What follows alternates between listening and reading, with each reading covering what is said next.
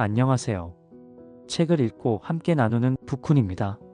오늘의 영상도 책의 풍미를 느낄 수 있는 영상이 되었으면 좋겠습니다. 오늘 하루가 승리한 날이었기를, 그리고 앞으로도 성공의 날들이 계속되기를 기도하겠습니다. 구독과 좋아요는 저에게 아주 큰 힘이 됩니다. 오늘의 책은 미국 최고의 자기계발 전문가인 제임스 클리어가 작은 습관이 어떻게 인생에 놀라운 변화를 만드는지에 대해 적은 아주 작은 습관의 힘입니다. 어렸을 때부터 타고난 재능으로 촉망받던 야구선수였던 그는 사고로 인해 인생이 무너질 뻔하였지만 1%씩의 성장을 목표로 일상의 작은 성공들을 이루어 나가며 성공한 삶을 살아가고 있고, 자신을 인생의 나락에서 구해준 아주 작은 습관의 힘을 전 세계에 알리고 있습니다. 그는 서문에 이렇게 이야기합니다. 1%의 성장은 눈에 띄지 않는다. 가끔은 전혀 알아차리지 못할 때도 있다. 하지만 이는 무척이나 의미 있는 일이다. 특히 장기적인 관점에서는 더욱 그렇다. 지극히 작은 발전은 시간이 흐르면 믿지 못할 만큼 큰 차이로 나타날 수 있다. 이것이 아주 작은 습관의 힘입니다. 변화는 미미하지만 결과는 상상 그 이상이 될 것입니다. 이 책의 가장 큰 핵심은 이 4가지 핵심 법칙으로 정리할 수 있습니다. 습관을 기억해내기 어렵다면 분명하게 만들 필요가 있다. 시작할 기분이 들지 않는다면 매력적으로 만들 필요가 있다. 어떤 습관이 지나치게 어려운 것이라면 하기 쉽게 만들 필요가 있다. 그 습관을 꾸준히 할 기분이 들지 않는다면 만족스럽게 만들 필요가 있다. 그럼 아주 작은 습관이 어떻게 형성되는지, 그리고 어떤 극적인 변화를 일으키는지 살펴본 뒤 이 4가지 핵심 법칙을 집중적으로 탐구해 보도록 하겠습니다. 저자는 작은 습관이 결과를 이루기까지의 과정을 이렇게 설명합니다. 거대한 사건은 모두 작은 시작에서 비롯된다. 습관이라는 씨앗 각각은 하나의 사소한 결정이다. 하지만 이런 결정이 반복되면 습관의 씨앗은 싹을 틔우고 튼튼하게 자라난다. 뿌리가 스스로 자리를 잡고 가지가 뻗어나온다. 나쁜 습관을 깨부수는 작업은 우리들 내부에 박힌 단단한 오크나무를 뿌리째 뽑는 일과 같다. 좋은 습관을 세우는 작업은 하루 한 번 섬세한 꽃을 피우는 일과 같다. 우리가 생각할 때 발전이 직선적으로 나타날 것이라고 기대하고 결과가 빨리 나타나길 바라지만, 현실에서 노력의 결과는 다소 늦게 나타나는 것을 볼 수가 있습니다. 잠재력 잠복기에서 살아나고 그것을 돌파할 수 있을 만큼 오랜 시간 동안 습관을 유지하게 해주는 것은 무엇일까요? 왜 누군가는 원치 않는 습관들로 되돌아가고 누군가는 좋은 습관들을 계속해서 그 결과를 누릴 수 있는 것일까요? 사람들은 흔히 목표 설정에만 집중을 기울이고 목표 설정을 하는 데만 온 힘을 집중합니다. 목표가 무용지물이라는 말일까요? 아닙니다. 목표는 방향을 설정하는 데 필요하며 시스템은 과정을 계속해서 개선하고 발전해 나가는 데 필요합니다. 어느 한 곳으로 시간과 힘이 치중될 때 문제가 발생하게 됩니다. 진짜 해야 할 일은 결과를 유발하는 시스템을 바꾸는 것입니다. 결과 수준에서 문제를 해결하려고 하면 이는 임시방편일 뿐입니다. 영원히 개선하고자 한다면 결과가 아니라 시스템 단계에서 문제를 해결해야 합니다. 입력값을 고쳐야 결과 값이 바뀌게 됩니다. 목표 설정의 목적은 게임에서 이기는 것입니다. 반면 시스템 구축의 목적은 게임을 계속해 나가는 것입니다. 장기적으로 발전하기 위해서는 목표 설정보다는 시스템을 구축해야 합니다. 성취하는 것이 아니라 계속해서 개선하고 발전해 나가는 순환 고리를 만드는 것입니다. 이 책의 4가지 핵심 법칙의 포커스 포인트는 목표를 높이지 말고 시스템의 수준을 어렵지 않게 낮추는 것입니다. 하나의 목표가 아니라 전체적인 시스템에 초점을 맞추는 것입니다. 그렇다면 어떠한 이유로 저는 그리고 많은 사람들은 습관을 바꾸기가 어려운 것일까요? 습관을 바꾸기가 어려운 것은 2가지 이유 때문입니다. 첫째, 변화시키고자 하는 대상이 잘못되었다. 둘째, 변화의 방식이 잘못되었다. 행동의 변화는 결과 변화, 과정 변화, 정체성 변화까지 3개의 층으로 이루어져 있습니다. 첫 번째 층은 결과를 변화시키는 것입니다. 다이어트에 성공을 한다던가 금연에 성공한다던가 결과를 이루는데 집중되어 있습니다. 우리가 세운 목표 대부분은 2단계와 연관되어 있습니다. 두 번째 층은 과정을 변화시키는 것입니다. 이 층은 습관과 시스템을 변화시키는 데 맞춰져 있습니다. 새로운 운동을 하거나 정리를 하거나 우리가 세운 습관 대부분이 2단계와 연관되어 있습니다. 세 번째 층은 정체성을 변화시키는 것입니다. 이 층은 우리의 믿음을 변화시키는 데 맞춰져 있습니다. 세계관, 자아상, 자신과 타인에 대한 판단 같은 것들입니다. 이 세 단계 중 더 낮거나 더 못한 어느 한 단계는 존재하지 않습니다. 변화의 단계 모두가 각각의 방식으로 유용하기 때문입니다. 문제는 변화의 방향에 있습니다. 많은 사람이 자신이 얻고자 하는 것에 초점을 맞춰 습관을 변화시키려고 합니다. 그러나 이런 태도는 결과 중심의 습관을 형성하게 됩니다. 그러나 지속하기 위해서는 정체성 중심의 습관을 세워야 합니다. 이는 내가 어떤 사람이 되고 싶은지에 집중하는 데서 시작합니다. 본질적인 동기가 최종적인 결과로 나타나는 것은 습관이 정체성의 일부가 될 때입니다. 나는 이런 것을 원하는 사람이야 라고 말하는 것은 나는 이런 사람이야 라고 말하는 것과는 매우 다릅니다. 자신의 어떤 모습에 자부심을 가질수록 그와 관련된 습관들을 유지하고 싶어집니다. 이 책의 주요 주제로 들어가기 전에 먼저 알아야 할 것은 바로 이 정체성 중심의 습관이라는 개념입니다. 습관이 우리의 정체성을 형성하고 우리의 정체성은 습관을 형성합니다. 정체성은 습관에서 나옵니다. 정체성은 경험을 통해 습득되고 익숙해집니다. 엄밀히 말하면 습관은 정체성을 만들어 나갑니다. 한 번의 특별한 경험은 그 영향력이 서서히 사라지지만 습관은 시간과 함께 그 영향력이 더욱 강화됩니다. 즉, 습관은 정체성을 형성하는 가장 큰 증거가 되는 것입니다. 이런 관점에서 습관을 세운다는 것은 자기 자신을 만들어 나가는 과정이기도 합니다. 이는 점진적인 진화입니다. 아주 작은 노력 하나, 완전히 변화하겠다고 결심하는 것만으로 우리는 변화하지 않습니다. 우리는 조금씩, 매일매일, 하나하나씩 변화하게 됩니다. 자아는 아주 미세하게 지속적으로 진화해 나갑니다. 중요한 건 결과보다 나 자신이 가지고 있는 가치, 원칙, 정체성이 좀 더 순환돼야 한다는 점입니다. 초점은 늘 어떤 사람이 되는 것이어야 하지 어떤 결과를 얻어내겠다는 데 있으면 안 됩니다. 손다이크는 이야기합니다. 만족스러운 결과를 내는 행동은 반복되는 경향이 있고 불쾌한 경험을 하게 하는 행동은 덜 반복되는 경향이 있다. 그의 연구는 우리의 일상에서 습관이 어떻게 형성되는지에 관한 중요한 단서를 제시한다. 그럼 이제 4가지 핵심 법칙이 어떻게 진행이 되는지 설명해 드리도록 하겠습니다. 저자는 습관 순환이라는 단어로 습관이 어떻게 형성이 되는지 설명하고 있습니다. 습관은 신호, 열망, 반응, 보상의 순서로 진행됩니다.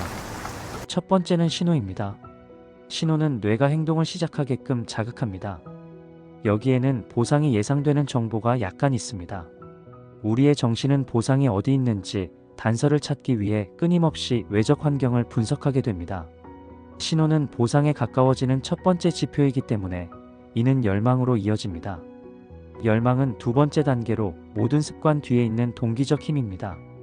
동기나 욕망, 즉 변화하고자 하는 열망이 없다면 행동할 이유도 존재하지 않습니다.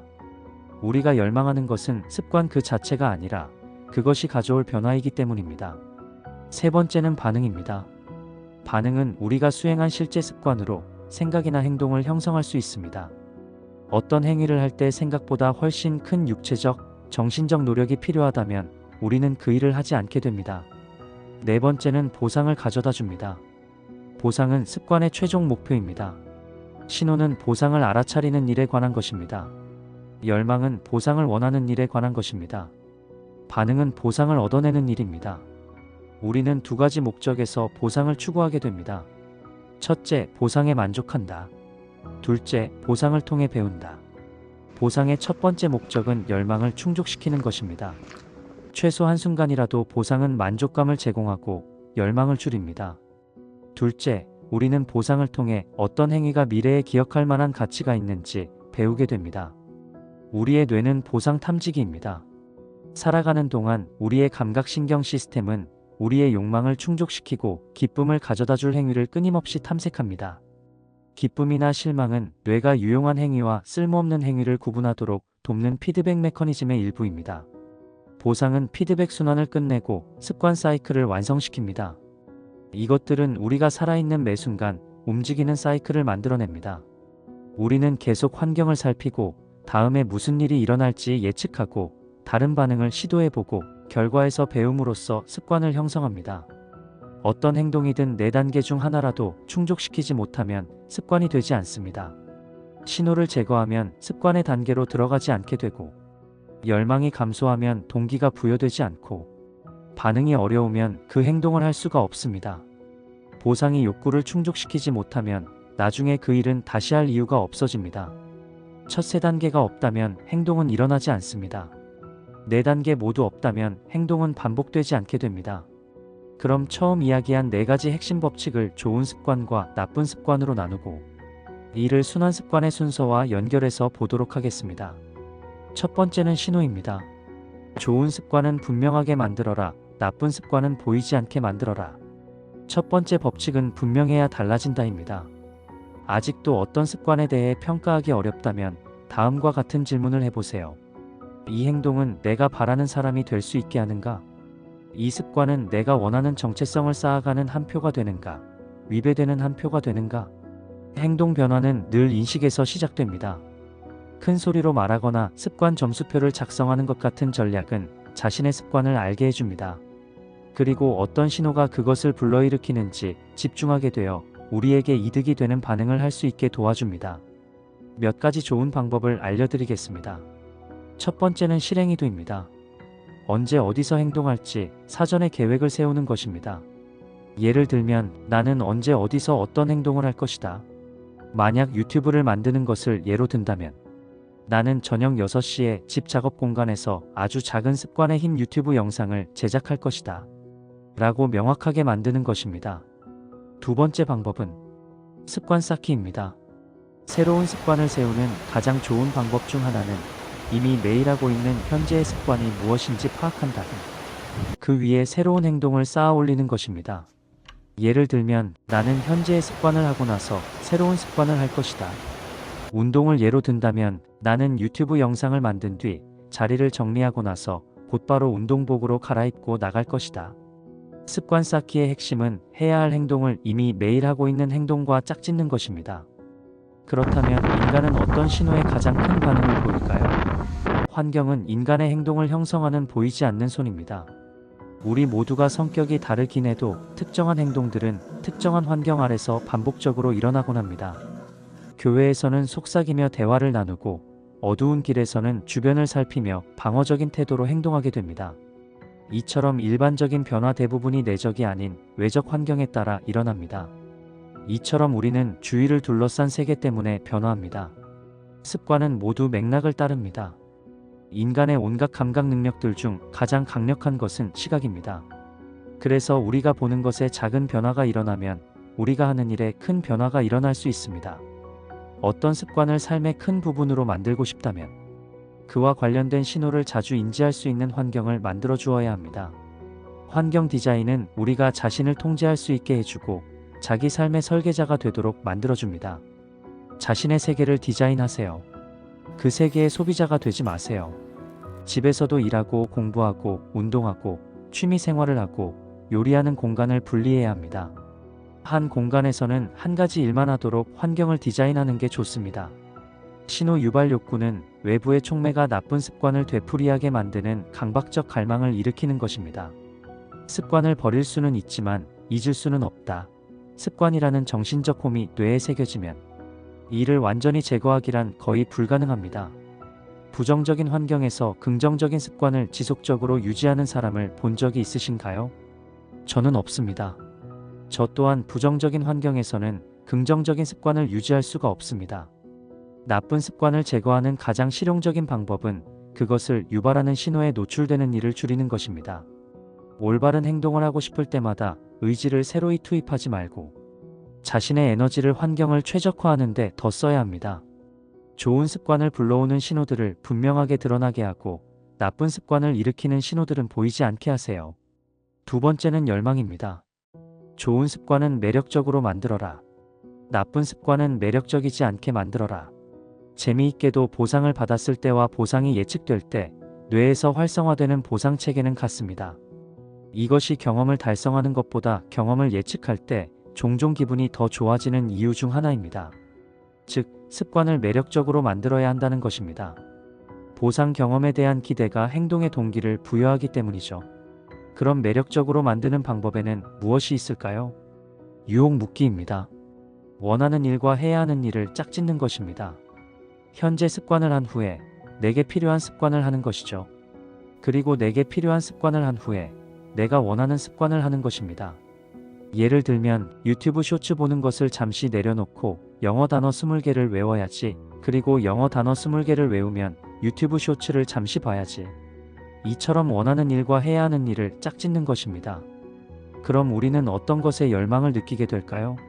우리의 열망과 매력을 느끼는 대상은 주로 주변 환경에서 비롯됩니다. 우리는 함께 시간을 보내는 사람들의 영향을 크게 받아 그들의 습관과 행동을 자연스럽게 따라하게 되죠. 어떤 습관을 들이고 싶다면 그런 습관을 지닌 사람들 사이에 있으면 됩니다. 아이들 교육을 위해 많은 부모님들이 교육이 좋은 학군으로 이사를 가듯이 어른들도 똑같습니다. 그런 환경으로 들어가면 되는 것입니다. 그곳에서 함께 성장할 것입니다. 습관을 매력적으로 만들고 싶다면 자신이 원하는 행동이 일반적인 집단, 자신과 공통점을 가지고 있는 집단으로 들어가면 됩니다. 때로는 무리의 일반적인 행동은 종종 개인의 욕망하는 행동을 제압하기도 하지만 무리의 일원이 되는 것이 주는 만족감은 개인적인 성취감보다 클 때가 많습니다. 우리는 종종 홀로 옳은 길을 따르기보다 무리와 함께 잘못된 길을 택하기도 합니다. 습관을 바꾸는 것이 무리에 도전하는 일이 될 때 변화는 매력적이지 않게 되죠. 반대로 습관을 바꾸는 것이 무리와 합치될 때 변화는 무척이나 매력적인 것이 됩니다.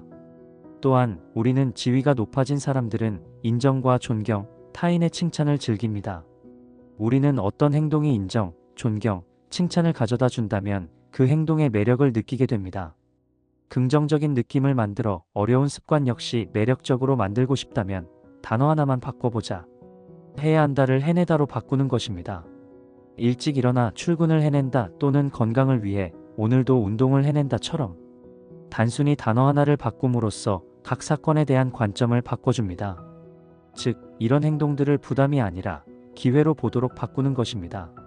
어떤 습관에 관해 결함보다는 이득이 되는 쪽에 집중하는 것은 우리의 마음가짐을 다시 설정하고 어떤 습관을 더욱 매력적으로 만드는 빠르고 손쉬운 방법입니다. 이런 마인드세트의 작은 변화는 특정한 습관이나 상황과 관련된 느낌을 마법처럼 바꿀 수 있게 도와줍니다. 한 단계 더 나아가고 싶다면 동기부여 의식을 만들어 보는 것입니다. 이는 습관을 자신이 즐기는 어떤 것과 연관시키는 연습으로 이렇게 하면 동기부여가 필요한 순간에 그 신호를 이용할 수 있습니다. 예를 들면 운동선수들의 경기 시합 전 루틴을 하는 행동들입니다. NBA 르브론 제임스 선수의 초크 토스와 같이 어떠한 행위를 경기 전이나 일하기 전에 넣어 동기부여 의식을 만드는 것이죠. 세 번째는 반응입니다. 좋은 습관은 하기 쉽게 만들어라. 나쁜 습관은 하기 어렵게 만들어라. 많이 해야 할까? 오래 해야 할까? 습관은 반복된 행동을 통해 점차적으로 자동화되면서 만들어지게 됩니다. 동작은 유용하지만 결코 그 자체로 결과를 만들어내지는 않습니다. 동작이 결과로 이어지지 않는다면 왜 우리는 그렇게 행동할까요? 실제로 계획이 필요하거나 더 많이 배워야 하기 때문에 동작이 필요할 때도 있습니다. 하지만 우리는 종종 실패할 위험 없이 그 과정을 겪는 듯한 기분을 느낄 수 있기 때문에 움직이기만 합니다. 실행은 행위로서 결과를 도출하게 됩니다. 예를 들어 내가 쓰고자 하는 기고문들에 대해 20여 가지의 아이디어를 냈다면 이것은 동작이죠. 그러나 실제로 앉아서 기고문을 쓰고 있다면 이것은 실행입니다. 어떤 행동을 반복하는 순간마다 우리는 그 습관과 연관된 특정한 신경학적 회로를 활성화합니다. 즉, 단순한 반복이라 할지라도 새로운 습관을 체화하는 가장 중요한 단계라는 말입니다. 모든 습관은 노력이 필요한 연습에서 자동적인 행위로 넘어가는 유사한 궤적을 그리는데 이 과정을 자동화라고 합니다. 자동화는 각 단계를 떠올리지 않고도 행동을 수행하는 능력으로 행동이 무의식에 새겨질 때 일어나게 됩니다. 즉, 습관이 자동화되려면 얼마나 오래 하느냐가 아니라 얼마나 자주 반복하느냐가 중요한 것이죠. 그 과정이 이루어지는 데 필요한 만큼 그 행동을 취하느냐가 가장 중요합니다. 그래서 웬만하면 쉽게 가는 게 좋습니다. 모든 행동에는 특정한 양의 에너지가 드는데 에너지가 많이 들수록 그 행동을 덜 하게 됩니다. 동기가 일어나고 흥미를 느꼈던 처음에는 그 일을 시작할 만큼 힘을 모을 수 있습니다. 하지만 며칠이 지나면 너무 큰 노력이 들어가기에 지치고 맙니다. 어떤 습관에 필요한 에너지가 적을수록 그 일을 할 가능성이 커지게 됩니다. 우리는 습관 그 자체를 원하는 것이 아닙니다. 우리가 정말 원하는 것은 그 습관이 가져다 줄 결과입니다. 장애물이 클수록, 즉 습관을 들이기 어려울수록 내가 되고 싶은 상태와 멀어지게 됩니다. 이것이 습관을 쉽게 만들어야 하는 가장 큰 이유입니다. 그래야 하고 싶은 기분이 들지 않을 때도 그 일을 할 수 있습니다. 좋은 습관을 하기 쉽게 만든다면 우리는 그 일을 계속할 것입니다. 습관을 간단하고 쉽게 만드는 일은 호스의 구부러진 부분을 펴는 것과 같습니다. 삶에서 마찰을 극복하기 위한 시도를 하기보다는 마찰을 줄이는 것입니다. 습관과 관련해 마찰을 줄이는 가장 효율적인 방법은 바로 환경을 재구성하는 것이죠. 운동을 하고 싶은가요? 운동복, 신발, 운동 가방, 물병을 미리 준비해 두세요. 반대로 나쁜 습관을 하기 어렵게 만드는 환경을 조성할 수도 있습니다. 맥주를 눈에 띄지 않는 곳, 냉장고 뒤쪽에 감춰두면 덜 마시게 됩니다. 이행장치를 만들어 나쁜 행동을 하기 어렵게 만들어 보세요. 이행장치는 현재 시점에 미래의 행동을 통제하는 선택을 하는 것입니다. 현재 시점에서 나쁜 습관을 행하기 어렵게 만들어 미래에 올바른 일을 할 가능성을 높이는 것입니다.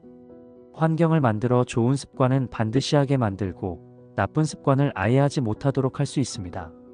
나쁜 습관을 벗어나는 최고의 방법은 그 일을 하기 어렵게 만드는 것입니다.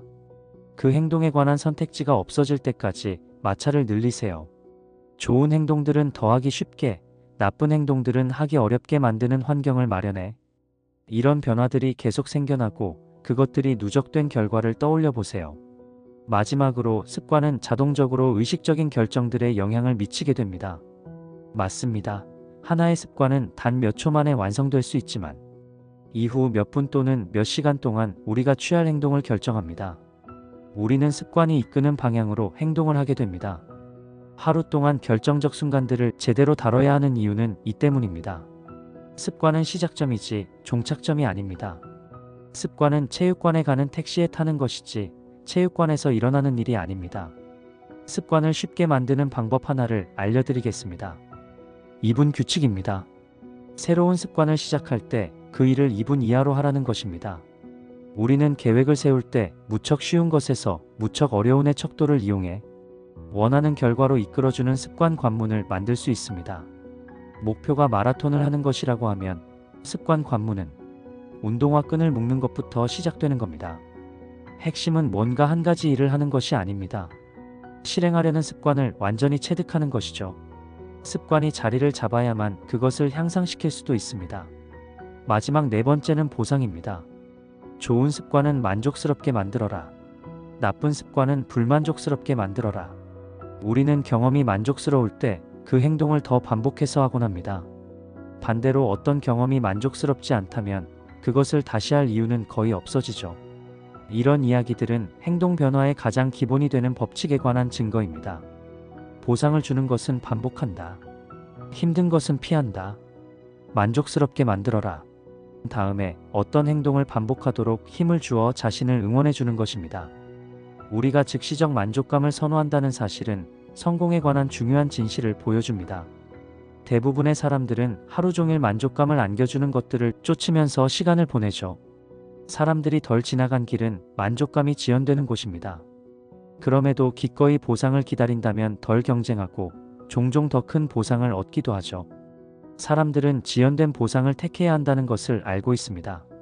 우리는 좋은 습관에서 오는 이득을 바라고 있습니다. 건강해지고 생산적이고 평화롭게 지내길 원하죠. 하지만 이런 선택들은 결정적 순간이 오면 마음에서 가장 윗자리를 차지하는 법이 거의 없습니다. 우리는 본능의 씨앗들의 반기를 들지 못하며 그것들과 함께 나아가야 합니다. 가장 최선의 방법은 장기적으로 보상을 주는 습관에는 즉시적인 기쁨의 조각들을 덧붙이고 그렇지 않은 습관에는 고통의 조각들을 덧붙이는 것입니다.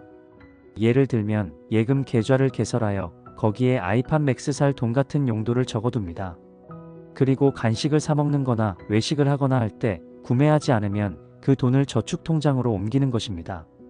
습관을 계속 유지하기 위해서는 성공했다는 느낌을 필수적으로 받아야 합니다. 비록 아주 사소한 방식일지라도 말입니다. 성공했다고 느끼는 것은 습관이 성과를 냈고 그 일이 노력할 만한 가치가 있다는 신호이기 때문이죠. 자신의 정체성과 갈등을 일으키는 것보다 그것에 부합하는 단기적 보상을 마련하는 것이 중요합니다. 보상은 습관을 시작하게 하고 정체성은 습관을 지속하게 합니다. 장기적 보상은 얻을 때까지 기다려야 하지만 즉시적인 강화는 단기간의 동기를 유지하도록 돕습니다. 습관을 유지하기 위해서는 그 일이 즐거워야 합니다. 또 다른 한 가지 방법은 저도 지금 사용하고 있는 방법입니다. 습관 추적입니다. 습관 추적은 어떤 습관적 행동을 했는지 여부를 측정하는 간단한 방법입니다. 가장 기본적인 형태는 달력을 하나 놓고 매일 일상적인 일들을 했을 때 표시를 하는 것입니다. 저는 달력에 스케줄을 표시하고 체크할 수 있는 체크리스트가 가치 있는 달력을 사용하고 있습니다. 습관 추적은 행동 변화의 다양한 법칙들을 더욱 강화해서 강력한 효과를 발휘합니다. 동시에 행동을 분명하고 매력적이고 만족스럽게 만들어주는 세 가지 효과가 있습니다. 첫 번째 효과는 분명하다입니다. 달력의 표시가 쭉 이어지거나 식습관 일지의 식사 목록처럼 시각적 신호를 계속 만들어주세요. 달력을 봤을 때 습관 흐름이 보인다면 다시 그 행동을 하게끔 우리를 부추기게 됩니다. 또한 습관 추적은 우리를 정직하게 만들어줍니다. 대부분의 사람들은 자기 행동에 관한 관점이 왜곡되어 있습니다. 우리는 자신이 한 것보다 더 많이 그 행동을 했다고 착각하게 됩니다. 측정은 이런 맹점을 극복하게 해주며 실제로 매일 무슨 일을 했는지 본인에게 알려줍니다. 두 번째 효과는 매력적이다입니다. 앞으로 나아가고 있다는 신호를 볼 때 우리는 더욱더 나아가고자 하는 동기가 생깁니다. 습관 추적은 동기를 더하는 데 영향을 미칠 수 있습니다. 각각의 작은 승리들은 욕구를 일으키는 원동력이 됩니다. 세 번째 효과는 만족스럽다입니다. 해야 할 일 목록에서 한 가지 항목을 지우는 것, 운동 일지에서 시작했음을 표시하는 것, 달력에 표시를 하는 것은 만족감을 줍니다. 결과가 성장하고 있음을 눈으로 보는 것만으로 기분이 좋아지게 됩니다. 정리하면 습관 추적은 우리에게 행동을 일깨우는 시각적 신호를 만들어내고 자신의 발전을 눈으로 보고 이를 되돌리고 싶지 않다는 내적 동기를 일으키며 성공적으로 습관을 수행하고 기록하는 순간 만족감을 느끼게 해줍니다. 나아가 우리가 원하던 사람이 되어간다는 시각적 증거를 하나씩 쌓아감으로써 우리에게 즉각적이고 본질적인 만족감을 줍니다. 인생은 필연적으로 어느 시점에서 습관을 유지하는 것을 방해합니다. 몸이 아플 수도 있고 출장을 가야 할 수도, 가족이 내 시간을 잡아먹을 수도 있습니다. 습관은 두 번째 실수에서 무너집니다. 처음의 실수가 절대 나를 망치지는 않습니다. 하지만 뒤이어 또 실수할 수 있죠. 한 번 거르는 것은 사고지만 두 번 거르는 것은 새로운 습관의 시작입니다. 이는 승자와 패자를 구별짓는 특징이기도 합니다. 누군가는 안 좋은 성과를 낼 수도 있고 운동을 대충 할 수도 있고 직장에서 힘든 하루를 보낼 수도 있습니다. 하지만 성공한 사람들은 실패했을 때 빨리 되돌아옵니다. 빨리 회복한다면 습관이 무너진 것은 중요하지 않습니다. 마지막으로 나쁜 습관은 불만족스럽게 만드는 것입니다.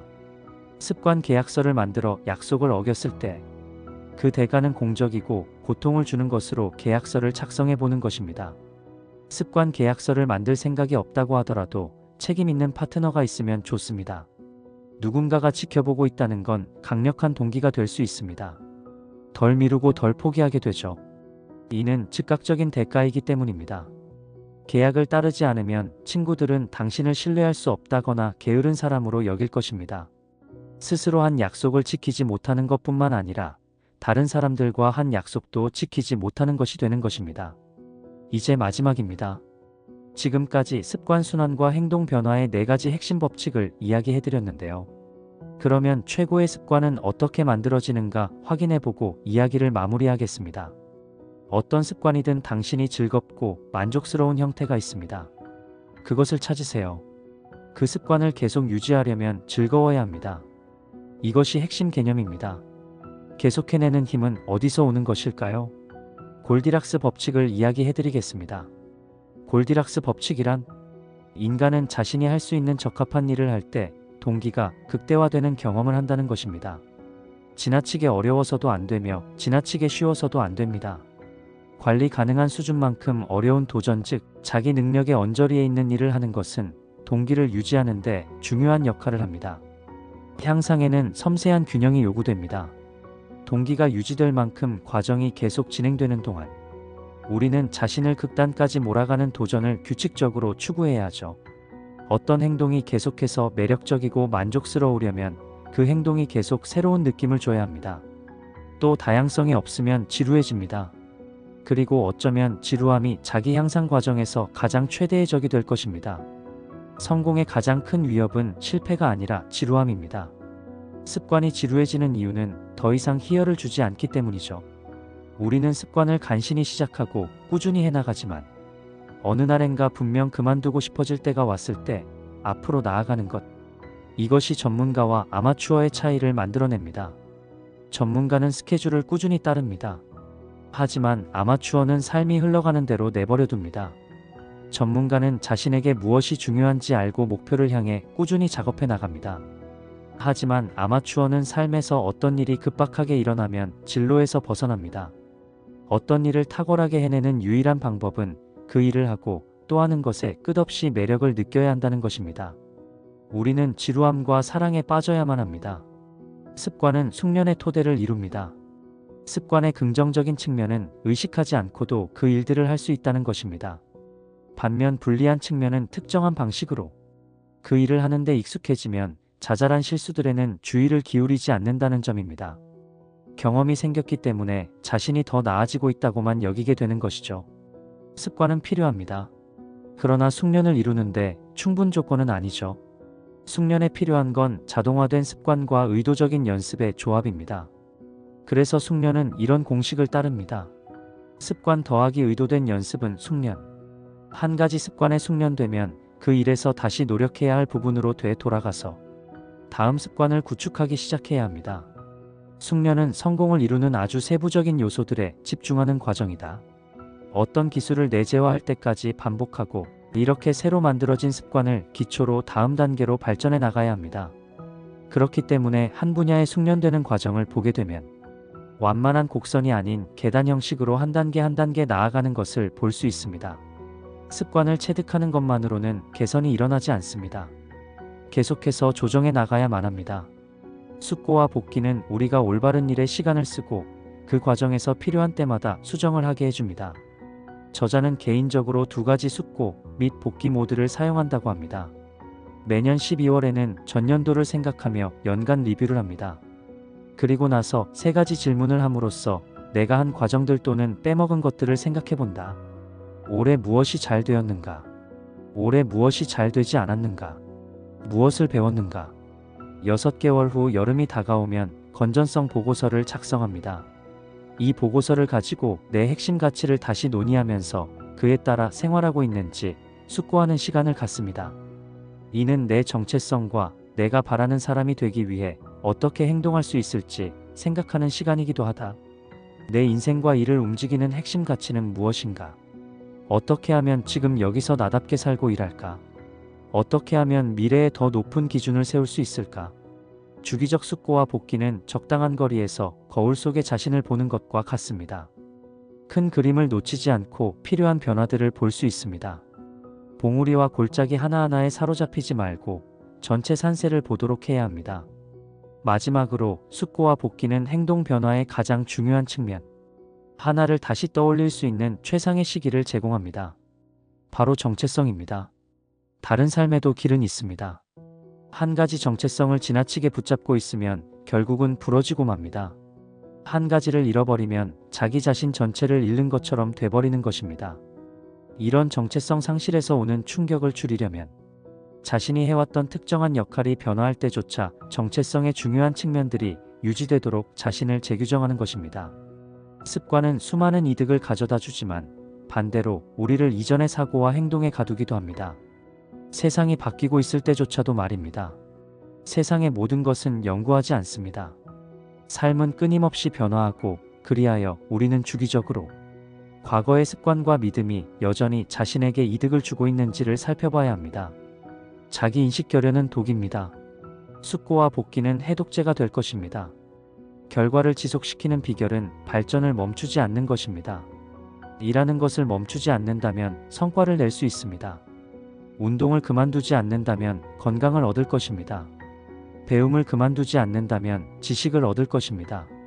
저축을 멈추지 않는다면 부를 쌓을 것입니다. 배려를 멈추지 않는다면 우정을 얻을 것입니다. 작은 습관들은 더하기가 아닙니다. 그것들은 복리로 불어납니다. 이것이 아주 작은 습관의 힘입니다. 변화는 미미하다. 하지만 결과는 상상 그 이상이다. 마지막으로 이 네 문장을 이야기하고 영상을 마치도록 하겠습니다. 습관을 기억해내기 어렵다면 분명하게, 시작할 기분이 들지 않는다면 매력적으로, 어떤 습관이 지나치게 어려운 것이라면 하기 쉽게, 그 습관을 꾸준히 할 기분이 들지 않는다면 만족스럽게 만들어야 한다. 오늘도 영상을 시청해 주셔서 감사합니다. 구독과 좋아요는 저에게 큰 힘이 됩니다. 감사합니다.